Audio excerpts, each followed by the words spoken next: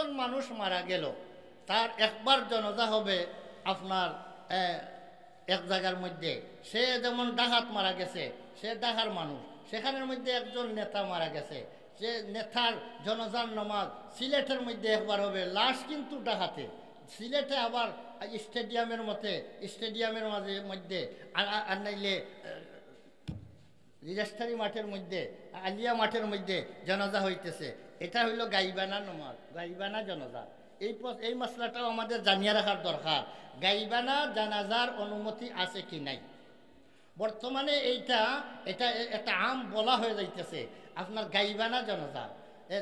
লাশ এক জায়গার মধ্যে, জানাজা আর এক জায়গার মধ্যে, জানাজা আর এক জায়গার মধ্যে, লাশ এক জায়গার মধ্যে, জানাজা আর এক জায়গার মধ্যে। এই নামাজ এইটা এই আহনাফের মজহবে আবু হানিফা রহমতুল্লাহ আলাইহির মজহব মতো এই ধরনের নামাজ শুদ্ধ নয়। জানাজার নামাজ শুদ্ধ হইতে গেলে লাশ সামনে থাকতে হয়। জানাজার নামাজ শুদ্ধ হওয়ার শর্ত হইল লাশ সামনে নিয়ে জানাজার নামাজ পড়তে হবে। গায়েব জানাজা, লাশকে গায়েব রাখিয়া জানাজা হবে না, লাশকে সামনে রাখিয়া করতে হবে, হাজির থাকতে হবে, সাথে সাথে লাশটা সামনে থাকতে হবে। যদি লাশ হাজির থাকে আর যে নামাজ পড়তেছে তার পিছনে থাকে, লাশ যদি পিছনে রাখিয়া জানাজা পড়ে তেও হবে না, আর লাশ সামনে গায়েব থাকলেও হবে না, আর হাজির আছে পিছনে থাকলেও হবে না।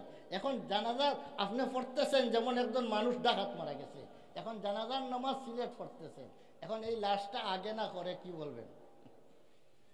এটা কোন জায়গায় আছে? জামাজ পড়নেওয়ালার আগে আছে না পরে আছে, পিছনে আছে, কিছুই তো বলা যাইতেছে না।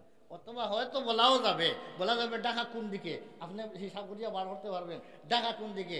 দেখবেন আপনার আগে লাশ আছে, আপনার আনাইলে আপনার পিছনে লাশ আছে, কিন্তু লাশ তো দেখা যাইতেছে না, লাশ দেখা যাইতেছে না।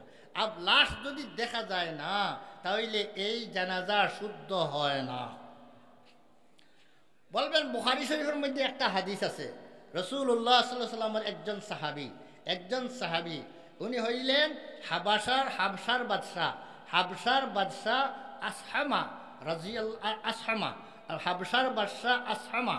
উনি নবী করিম সাল্লাল্লাহু আলাইহি সাল্লামের দাওয়াত পাইয়া উনি ইসলাম কবুল করছেন, কিন্তু রাজত্ব ফালাইয়া নবী করিম সাল্লামের সাথে মোলাকাত করার সময় পান না, করার সুযোগ হয় না। ইমান আনছেন, আর নবী করিম সাল্লামের দাওয়াত পাইয়া ইমান আনছেন, তাই উনি সাহাবীর লিস্টে আসতে পারেন না, উনি তাবিঈনের লিস্টে আসেন। যেহেতু সাহাবীকে উনি ইমানের অবস্থাতে দেখছেন, উনি সাহাবীর লিস্টে আসতে পারেন নাই, উনি তাবিঈন লিস্টে আসছেন। তাই তাবিঈন লিস্টে আসার পরে ওনার জানাজার নামাজ পড়ার জন্য নবী করিম সাল্লাম উনি যখন মারা গেছেন, নবীর কাছে সংবাদ আসছে। কীভাবে সংবাদ আসছে? হাবশার মধ্যে উনি মারা গেছেন, ইথিওপিয়ার মধ্যে মারা গেছেন। মদিনার থেকে নবী করিম সাল্লাল্লাহু আলাইহি সাল্লাম সাহাবাদেরকে যেই দিন উনি মারা গেছেন সেই দিন উনার মৃত্যুর সংবাদ নবী করিম মদিনা থেকে সাহাবায়ে কেরামকে সংবাদ দিয়ে দিলেন।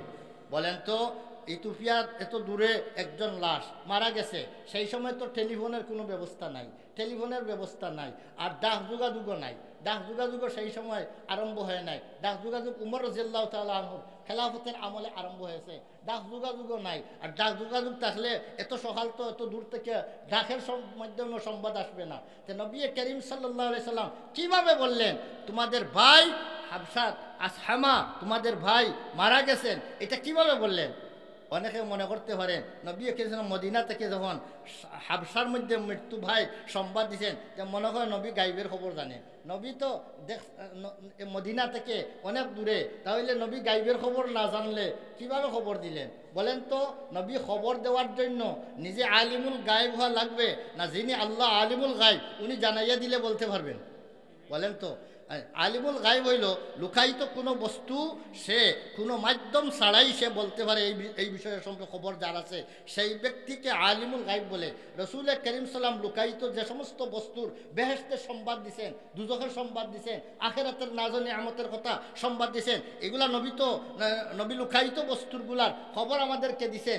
এইগুলা নবী দেখিয়া নাই, বরং নবী করিম সাল্লাম ফিরিস্তার মাধ্যমে আল্লাহর পক্ষ থেকে জানিয়া এরপরে দিছেন। বলেন তো, একজনের কাছ থেকে জানিয়া কোনো সংবাদ দিলে এটাকে ইলমে গায়েব বলে? না, ইলমে গায়েব কাকে বলে? ইলমে গায়েব বলা হয় নিজের ব্যক্তিগত কোনো মাধ্যম ব্যতীতই, কোনো ওয়াসিতা ব্যতীত, মাধ্যম ব্যতীত কোনো জিনিসকে জানি নেওয়ার নাম হইল ইলমে গায়েব। তাই নবী করিম সাল্লাল্লাহু আলাইহি সাল্লাম যা কিছু জানতেন এগুলা রসুল ফিরিস্তার মাধ্যমে আল্লাহর পক্ষ থেকে রসুলকে জানিয়ে দেওয়া হইতো, এই জন্য নবী জানতেন। বলেন তো নবী আলিমুল গায়েব কি না? না, নবী আলিমুল গায়েব নয়। যাই হোক, নবী করিম সাল্লাম সংবাদ দিলেন তোমাদের ভাই আসহামা মারা গেছেন, সাল্লু আলা আখিকুমুন নাজাশি। নবী করিম সাল্লাল্লাহু আলাইহি ওয়াসাল্লাম মদিনা তাকিয়া বললেন সাহাবাদেরকে তোমাদের ভাই নাজাশি তার নামাজ তোমরা পড়ো, নামাজ পড়ো।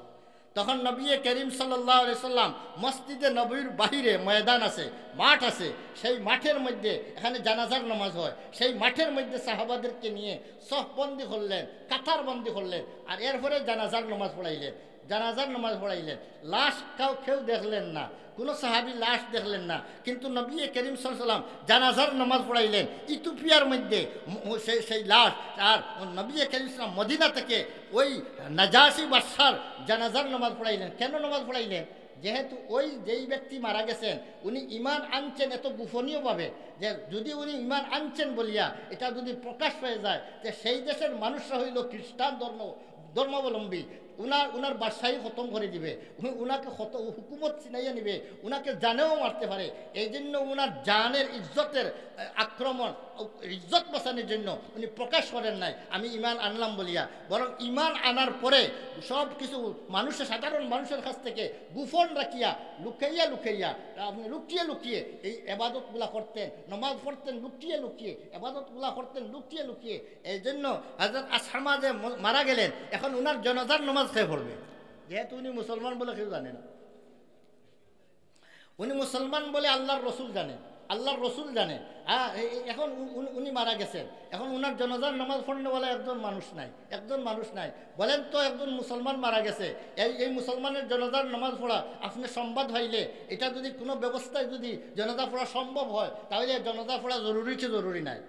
যদি পড়া সম্ভব হয় নবী করিম সাল্লাল্লাহু আলাইহি ওয়াসাল্লামকে আল্লাহ যখন জানিয়ে দিয়েছেন যে তোমার ভাই, তোমার ইমানদার ভাই হাবশার বাদশা মারা গেছেন, তার জানাজার নামাজ পড়ো। নবী করিম সাল্লাম সাহাবাদেরকে মসজিদে নববীর সামনে মাঠের মধ্যে একত্রিত করিয়া সফবন্দি করাইয়া জানাজার নামাজ পড়াইলেন।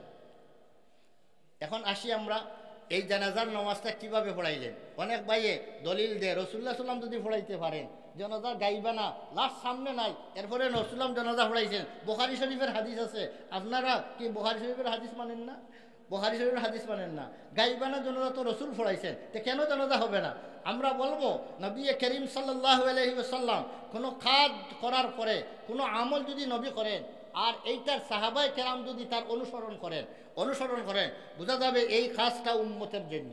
নবী করিম সাল্লাম করেন আর সাহাবায়ে কেরাম যদি তার অনুসরণ করেন না, তার যদি পরে নবী করিম সাল্লামের পরে সাহাবায়ে কেরাম যদি এই কাজগুলা করেন না, তাহলে বোঝা যাবে এই কাজটা উম্মতের জন্য নয়, এটা নবীর জন্য শুধু। তাহলে নবীর কোন কাজটা উম্মতেও করতে হবে, উম্মতের জন্য করতে হবে, এটা সাহাবায়ে কেরাম দ্বারা বুঝতে হবে। সাহাবায়ে কেরামের আমল দ্বারা নবীর হাদিসটা, নবীর আমলটা, কোন আমলটা সার্বজনীন আমল আর কোন আমলটা শুধু নবীর জন্য খাস, এটা বুঝতে হবে সাহাবার মাধ্যমে। তাই সাহাবায়ে কেরামকে সত্যের মাপকাঠি, হকের মাপকাঠি, দিনের মাপকাঠি না মানলে দিন বোঝা সম্ভব হবে না।